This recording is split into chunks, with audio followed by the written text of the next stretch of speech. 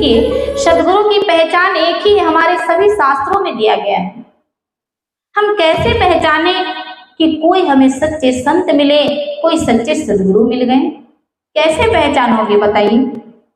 क्योंकि इसी भेष में आपको सब कुछ मिलेगा। राम भी इसी भेष में मिलेंगे और रावण भी इसी भेष में मिलेंगे। तो मेन तो पहचान होती है, और हमारे शास्त्रों में तो पहचान बताई गई है ना। एक ही बात है बस, पूर्ण गुरु को पहचानने। अगर आप लोगों ने गुरु धारण किए होंगे ना, अच्छा पहले जिनका गुरु है वो लोग जरा हाथ उठाइए। जिनका गुरु है, हाँ उठाओ, उठाइए। जिनका है, जो धारण कर चुके। 3 लोग, पर आप लोग को गुरु नहीं धारण किए।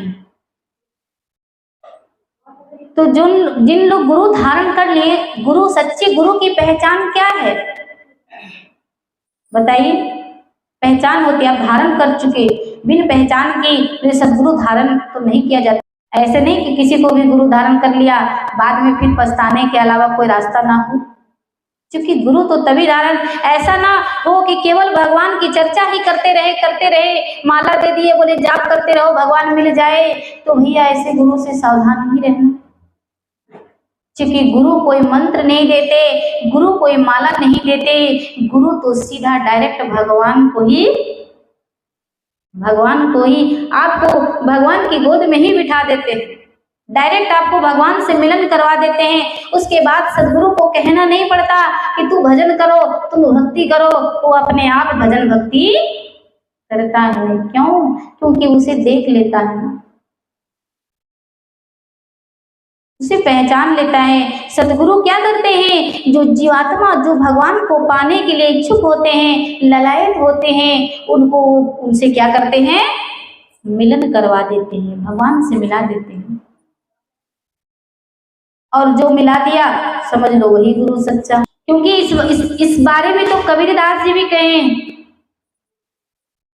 कि गुरु गोविंद दो खड़े, काहे लागू पार, और बलिहारी गुरु आपने जो, गोविंद दियो बता, कबीरा गोविंद दियो बता।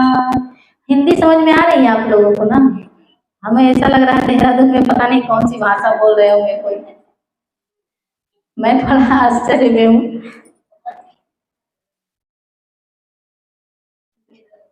समझ में आ रहा है ना? हिंदी बोलते हैं आप लोग? तो ठीक, मुझे पता नहीं है क्योंकि मैं पहली बार आई हूँ यहाँ पर। तो अब हमें पता चला हम बोलते रह जाए, पता है आप लोगों को समझ में ही नहीं आया तो क्या फायदा। बोली वृंदावन बिहारी लाल की, बोल साचे दरबार की। तो गुरु कैसा होना चाहिए? जो गुरु हमें भगवान से मिला दे, ऐसा गुरु होना चाहिए। उसी समय जो गुरु भगवान से मिला देता है, ऐसे गुरु को तुरंत शरण पकड़ लेना चाहिए। क्योंकि वही हमारा कल्याण करेंगे, वही हमारा उद्धार करेंगे। ध्यान देंगे तो जब भगवान से सदगुरु मिला देते हैं तो उसको कहने की जरूरत होती नहीं है कि तू भक्ति करो। जैसे एक कुंवारी कन्या है, एक कुंवारी लड़की, उसे पता नहीं है इस संसार में कि मेरा पति कैसा है, पर कहीं ना कहीं उनका जोड़ा इस संसार में है। उससे पहले ना वो उनके घर में रह सकती हैं, ना वो अपने पति का ध्यान कर सकती है, ना उनको याद कर सकती है, कुछ नहीं कर सकती है। कब तक? जब तक उनको उनसे शादी ना हो जाए। लेकिन जैसे ही उस कन्या का विवाह हो जाता है, शादी हो जाती है, जब अपने पति को देख लेती हैं और फिर उस कन्या को कहीं भी ले जाकर के किसी कोने में, दुनिया के किसी कोने में रख दीजिए और उनसे अगर कहिए कि तुम अपने पति को याद मत करो, तो क्या ऐसा हो सकता है? संभव नहीं है। क्यों? क्योंकि उसे देख चुकी, उनसे मिल चुकी है, उनसे प्रेम स्वतः ही हो जाता है। उसे कहना नहीं पड़ता कि तुम अपने पति से प्रेम करो। कहना पड़ता है? नहीं। क्यों? क्योंकि देख लेते सामने सब कुछ हो जाता है। इसी तरीके से सद्गुरु जो होते हैं वह परमात्मा और जीवात्मा को एकदम सामने सामने कर देते हैं। और जब आत्मा और परमात्मा का मिलन हो जाता है तो ऐसे भक्त को कहीं भी दुनिया के किसी भी कोने में अगर उसे बंद भी कर दिया जाए तो भी वह परमात्मा को भली भांति याद कर लेता है।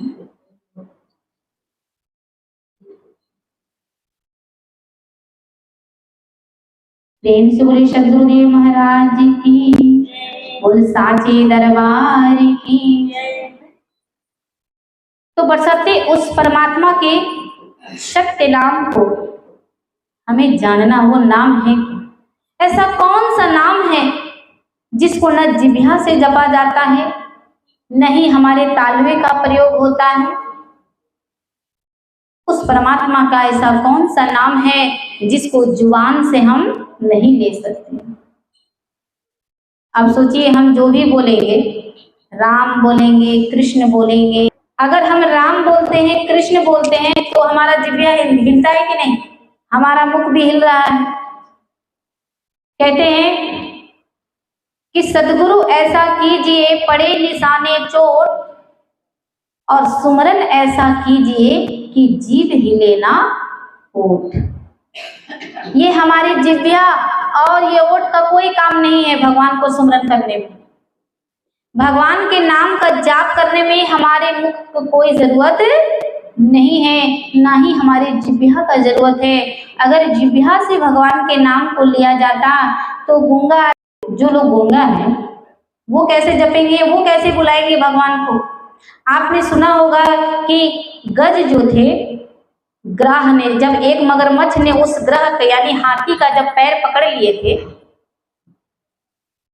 जो गज थे वो भगवान का भक्त थे, वो तो बेजुबान थे ना, बेजुबान थे कि नहीं? हम लोग तो राम राम बोलो, राधे गोपाल बोलो तो भगवान सुनेंगे, ऐसा होता है। लेकिन वह जानवर थे, बेजुबान थे। सोचिए वो भगवान को कैसे पुकारे होंगे कि भगवान उनको बचाने के लिए आए कि नहीं? कैसे पुकारे होंगे भगवान को? वही नाम को हमें जानना है जिसको हमारे जिह्वा से जपा जाता नहीं है और ना ही हाथ से माला फिरा जाता है। देखिए, बहुत सारे सद्गुरु होते हैं जो माला दे देते हैं, मंत्र देते हैं कि नहीं? देखिए, हमारे शास्त्रों में इतना स्पष्ट शब्दों में कहा गया है, हमारे महापुरुष कहते हैं कि तंत्र और मंत्र सब झूठ है, मत भरमो संसार, और सार शब्द जाने बिना कोई न उतरे पार। देखिए कि कोई अगर मंत्र दे, माला देता है और कहते हैं कि इसे जाप करो भगवान मिल जाएंगे, तो पता नहीं कब मिलेंगे, कोई पता? और हमारी जिंदगी कितने दिन की है कोई पता है? कुछ पता नहीं। अरे हमारी जिंदगी कोई पता नहीं है कितने दिन की है। इस धरती में सिर्फ मात्र एक राजा परीक्षित ही ऐसा व्यक्ति हुए जिनको अपनी मौत का पता था कि आज से 7वें दिन तक, 7वें दिन में हमारी मौत हुई। लेकिन हम लोग को मौत का कोई पता नहीं, कब चले जाएंगे। और मंत्र दे देते हैं, माला दे देते हैं, जपते रहो, अरे पता नहीं कितना दिन जपेंगे, भगवान मिले ना मिले क्या पता है। लेकिन जो तत्काल भगवान से मिला देते हैं, तत्क्षण मिला देते हैं, वही संत, वही सद्गुरु हमारे जीवन का उद्धार करते हैं। वरना भैया वैसे ही पड़े रह जाएंगे दूसरे के चक्कर में, बोलेंगे हम तो माला जप रहे हैं, हमारा तो उद्धार ही नहीं हो रहा। वो तो उस समय, अंत समय जो होता है उस दिन के लिए यह नाम होता है, उस दिन के लिए यह ज्ञान होता है, और उसी दिन यह पता चलता है कि हमारी आत्मा की क्या सदगति होती है। और एक दिन हमारे जीवन में ऐसा दिन जरूर आएगा जब इस शरीर से प्राण जाएगा। जाएगा कि नहीं? किसी न किसी बहाने से जाएगा। कोई सदा इस धरती पे रहते नहीं। आपका किया हुआ सत्कर्म, आपके किया हुआ दान, आपका पुण्य और आपका किया हुआ भजन, यही आपका साथ जाएगा। कहीं भी रह लीजिए, दुनिया के किसी कोने में कुछ भी साथ नहीं जाता, जाता है तो सिर्फ एक परमात्मा का नाम जाता है। तो प्रेम से बोले सद्गुरुदेव भगवान की, साचे दरबार की।